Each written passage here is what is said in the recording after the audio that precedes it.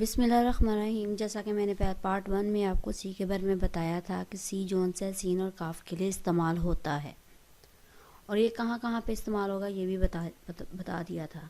آج پارٹ 2 میں جو بقایا کے تھوڑے سے الفابیٹ ہیں ان کے بارے میں بتاؤں گی۔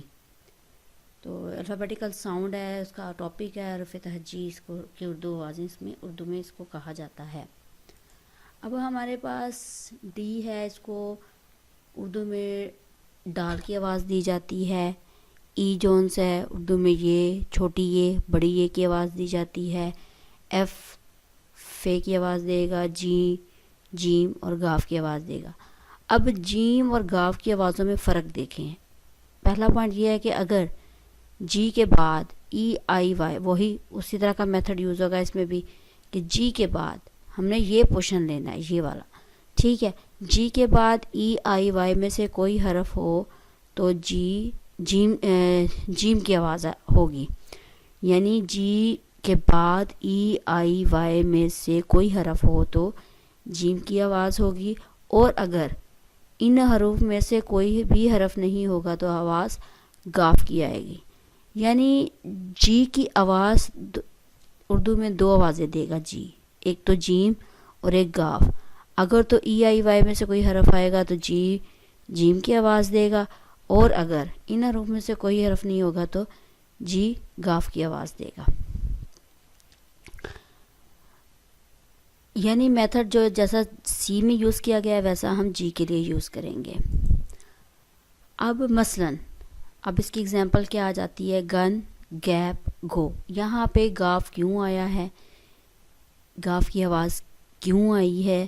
اس لیے کہ جی کے بعد ہمارے پاس ان تینوں ورڈز میں سے کوئی ورڈ نہیں ہے، سو آواز گاف کی آئے گی۔ ای آئی وائی میں سے ان میں سے کوئی بھی حرف ان میں نہیں ہے۔ اگلی اگزامپل ہمارے پاس ہے اینجل جم جنرل،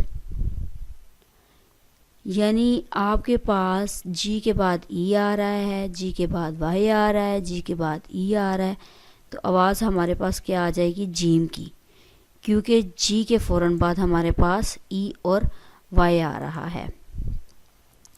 یعنی ای اور وائی دونوں آ رہے ہیں، اس کا مطلب ہے آواز جیم کی آئے گی۔ اوپر والی مثالوں میں ان میں سے کوئی ورڈ نہیں آ رہا ہے، اس لیے آواز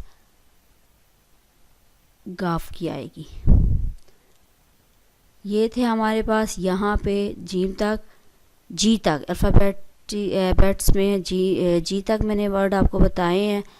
آگے نوٹڈ پوائنٹ ہمارے پاس یہ آتا ہے کہ اگر جی کے بعد این آ جائے تو یہ آواز کھو دیتا ہے۔ مثلاً سائن ڈیزائن